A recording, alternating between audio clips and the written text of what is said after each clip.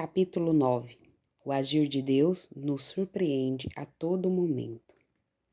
Uma nova história. Nesse curso, treinamento, adquiri aprendizados como estratégias pessoais, estratégias empresariais. Vou deixar no final todas essas estratégias que hoje são meus degraus, caso queira aprender comigo. Os temas foram conhecer seus valores, visão de futuro, gestão de tempo, diferenças de metas e sonhos, objetivos, prioridades, planejamento e ação. Até então, tudo o que eu desejava. Porém, era apenas um sonho. Por que eu não sabia como pôr em prática?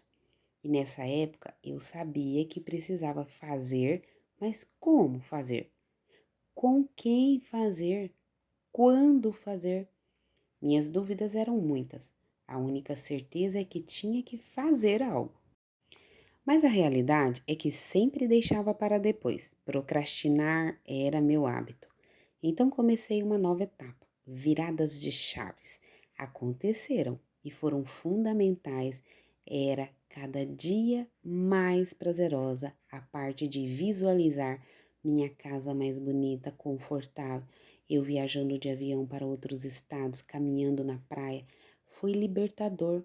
Aqui iniciava uma nova visão de futuro. Começava aqui o resgate dos sonhos engavetados por todos os fracassos vivenciados, hoje ressignificados, e sei que foram aprendizados para ser quem sou hoje. Foi nesse contexto que me vi diante de uma escada. Uso sempre essa analogia nas apresentações e nos treinamentos. Entendi que devemos dar passos como se subíssemos degraus, um a um, sempre olhando para a frente, com a visão de futuro para não desanimarmos e não nos esquecermos dos nossos sonhos. Isso fez sentir-me segura, que era meu objetivo naquele momento para conseguir firmar os pés em cada degrau e subi-los um a um, alcançando os alvos que tinha traçado. Aqui o desejo era de começar do jeito certo, iniciando do zero. Foi como decidi naquele momento construir novos pensamentos. E você está preparado ou preparada para iniciar do zero? Subir os degraus da sua escada? Alcançar seus objetivos sonhados e nunca concretizados? Vamos lá? Saiba que tudo inicia pelos nossos pensamentos. Iniciamos um desejo, então agora o que está pensando com muita frequência? Saiba que nossos pensamentos geram desejo que nos levam a ações quando pensamos muito em algo. Observe que pode acontecer que esses pensamentos rotineiros se transformem em realidades num tempo recorde, muitas vezes, pois existe uma explicação científica para isso. É o SARA, Sistema Ativador Reticular Ascendente. Ele ocupa uma parte do nosso cérebro que realiza a conexão entre o tronco cerebral, os órgãos sensoriais e o sistema límbico, separando os estímulos relevantes dos irrelevantes. Desta forma, ele funciona como o nosso assistente pessoal, filtrando informações que captamos e deixando passar apenas o que consideramos importante, o chamado o porteiro da consciência. E quando ativamos nosso poder de ação, multiplica. E aqui entra a visão de futuro, pois o SARA, ele foca em metas das quais às vezes queremos distância, e isso acontece pelo nosso pensamento. Os primeiros passos para o autoconhecimento começam na estratégia pessoal, em conhecer e entender nossos valores, nossa visão de futuro e a nossa missão. Compreender esses três conceitos e possuí-los bem definidos e orquestrados ajuda e muito para não ficarmos perdidos, como se faltasse peças para montar o quebra-cabeça, faltando ações para tomadas de decisões importantes. Imagine um ambiente de guerra, trabalhos forçados e seus familiares mortos, como conseguir manter sanidade mental e foco no futuro? Essa é a verdade que a maioria dos soldados sobreviventes enfrentam. Ficam debilitados com inúmeros transtornos psicológicos e sem perspectiva de futuro. E, em geral, o medo de tudo é constante.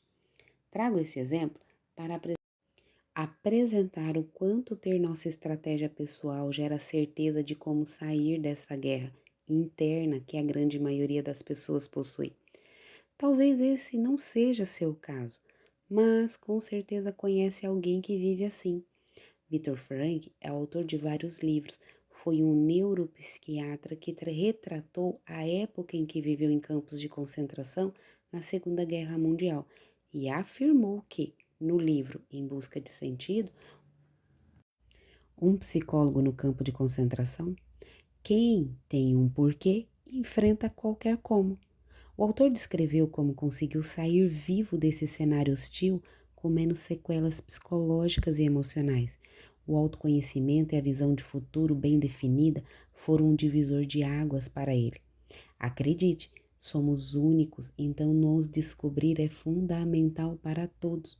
Para você que vive em guerra interna e oscila entre momentos de alegria, de tristeza e de desânimo, construir uma técnica para possuir equilíbrio é um ato de luta constante, mas a capacidade de vencer é um atributo, e é nesse momento que as ferramentas do processo do coach, as estratégias pessoais, entram, pois não são todas as pessoas que conseguem realizar tal atividade sem ajuda.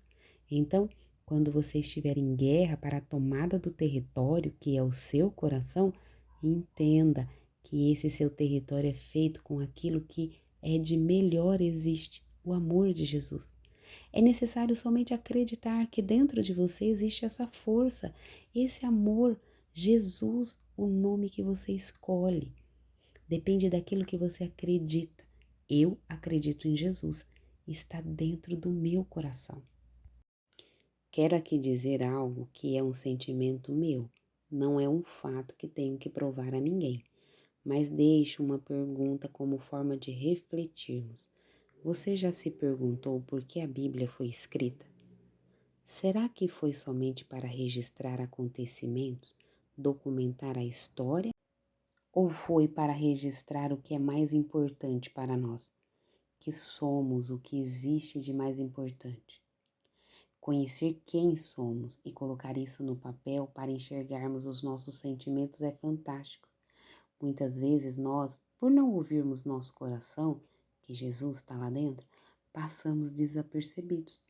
Alguns valores sempre estiveram comigo e eu os levei muito, muito a sério durante todo o meu caminho. Valores esse como o servir, o entusiasmo, a alegria, a lealdade, a honestidade e a fé. Sempre encarei a vida com otimismo, por mais triste que estivesse, sempre carregava um sorriso no rosto e dizia: Jesus, eu sou sua filha. Foram muitas conversas com Jesus e, claro, que continuo conversando com ele. O autoconhecimento me trouxe descobertas grandiosas para entender por que tanto esforço, por que tantos desafios para enfrentar, por que tantos nãos recebidos. Então, descobri também sobre a autossabotagem e entendi o quanto eu me sabotava, e essa foi uma virada de chave na minha mente. Parecia que eu estava muito bem, preparada para enfrentar os desafios da vida, mas a realidade era outra. Além de não saber o que fazer objetivamente para concretizar o que queria naquele momento, percebi também que a ansiedade impedia de aflorar meu potencial e fazia os desafios parecerem muito maiores do que realmente eram.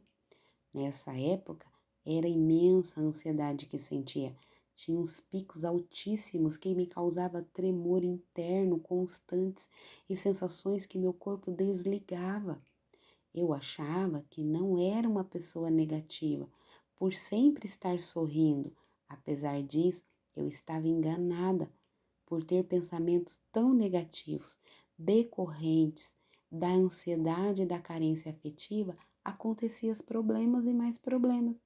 Nesse momento, aprendi que esses pensamentos é o fato de achar que sempre estive sozinha, me deixavam cada vez mais frustradas e longe dos meus objetivos. O nível de preocupação e estresse também era muito alto. principalmente em relação aos meus filhos. Afinal, estava sozinha e não conseguia pagar as contas. Tinha que trabalhar e cuidar dos filhos, e por não conseguir dar um conforto a eles nesse momento, como era quando casada, mais uma vez o sentimento de fracasso vinha com tudo, e isso era muito cansativo, muito estressante.